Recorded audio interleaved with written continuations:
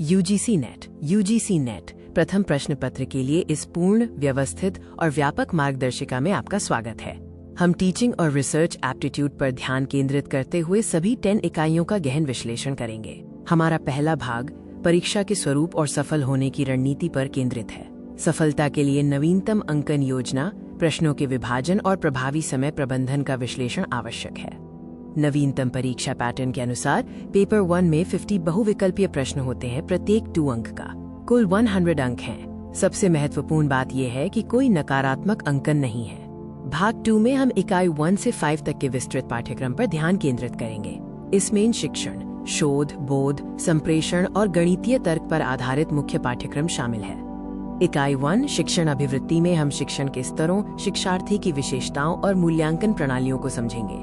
हम स्वयं प्रभा और MOOCs जैसी प्रमुख डिजिटल शिक्षण पहलों पर भी चर्चा करेंगे। इकाई 2 शोध अभिवृत्ति के लिए मुख्य बिंदु शोध की पद्धतियां जैसे प्रायोगिक और विवरणात्मक विधि हैं। नैतिकता, थीसिस लेखन और शोध में ICT का उपयोग भी महत्वपूर्ण विषय है।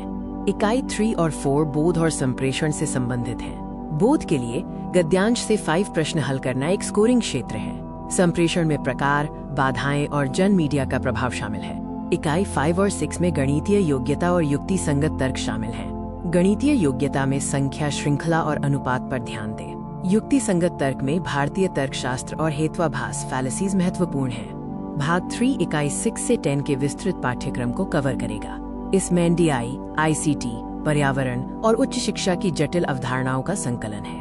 इकाई 7 आंकड़ों की व्याख्या, डेटा इंटरप्रिटेशन पर है। सफलता के लिए तालिका, बार चार्ट और पाई चार्ट जैसे चार्ट प्रकारों का अभ्यास करें। अभ्यास तकनीक के तौर पर रोजाना एक तालिका आधारित प्रश्न को समय सीमा में हल करें। इकाई 8 सूचना एवं संचार प्रौद्योगिकी ICT पर केंद्रित है। इसमें ICT शब्दावली और डिजिटल पहले जैसे NKN और NDL शामिल है।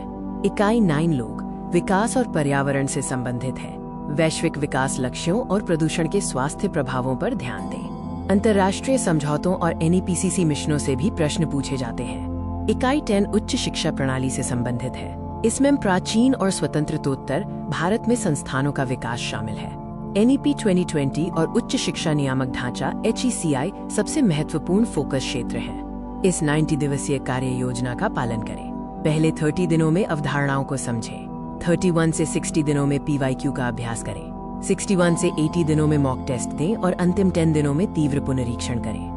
नेट JRF परीक्षा में सफलता के लिए कड़ी मेहनत, सही रणनीति और निरंतर अभ्यास ही एकमात्र मार्ग है। नियमित अभ्यास के लिए आधिकारिक पोर्टल पर उपलब्ध मॉक टेस्ट का लाभ उठाएं।